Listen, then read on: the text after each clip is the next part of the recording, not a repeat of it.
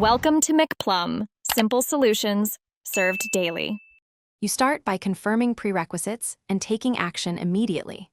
Check the backup file integrity with checksum or restore verifiantly so you know the image is usable. Once verified, stop services that depend on master and take the target instance offline to avoid corruption. Make sure your sysadmin credentials and any encryption keys are available so you won't be blocked during recovery. Begin the restore command in single-user mode. This gives you control and prevents other sessions from interfering while the restore runs.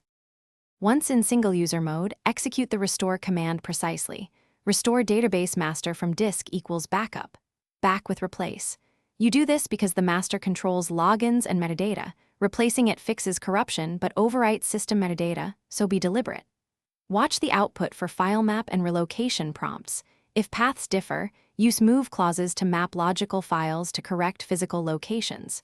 If the restore halts, read the error. Adjust file paths or permissions, and retry the restore with corrected parameters.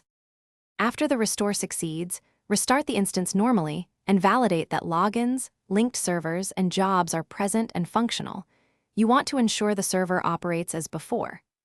Run dbcc checkdb on system and key user databases to detect remaining corruption, and apply transaction log restores if you have a restore chain. If something goes wrong, check file permissions, verify the restore chain and backup timestamps, and confirm physical file paths. These are the most common causes of failure and usually resolve the issue quickly. Thanks for watching. Stay juicy and subscribe.